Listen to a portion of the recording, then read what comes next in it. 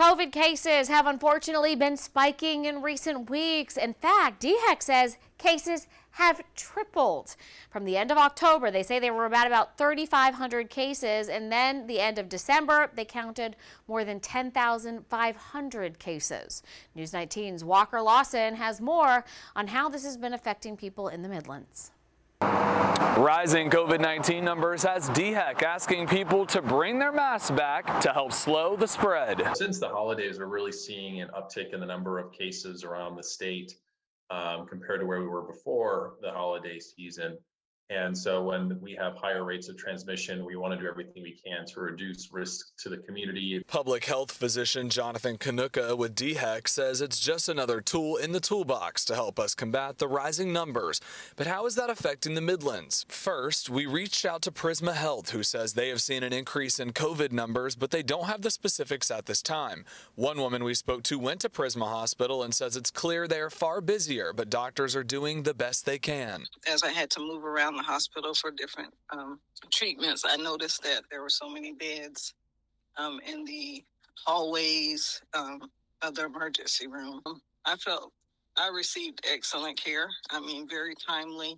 The team that worked on me was just very proficient, and I could even hear, even with helping people, working on people in the hallways and things like that, they were just, I mean, it was a nonstop.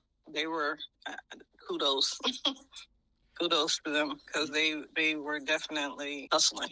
Meanwhile, down the street, Dr. Brett Powers, Chief Medical Officer at Lexington Medical, says they've seen an increase as well. This holiday, we've seen an increasing number of patients who are needing hospitalization for COVID illnesses. Fall, we were seeing anywhere from 15 to 20, 25 patients on a daily basis in the hospital with COVID. And so those are typically your sicker patients who need more support. This morning we were at 68, and so for the past couple of weeks the census has been higher. But on any given day we'll have 420, 450 patients. What we've been seeing over the past week to 10 days is that we are consistently above 500 on admitted patients, and what that requires, unfortunately, is for admitted patients to stay in a bed in the emergency room until we're able to open a bed upstairs. DHEC again is also recommending people to continue washing their hands and staying up to date on their vaccinations. Reporting in Columbia, I'm Walker Lawson, News 19 WLTX. All right, Walker, thank you. Well, while these COVID cases we know are on the rise, influenza, yep, our old friend the flu, is widespread here in South Carolina as well. DHEC says there were more than 1,200 new confirmed flu cases during the last week of December. 156 flu-related hospitalizations were reported in early October. 70 people in our state have died because of the flu.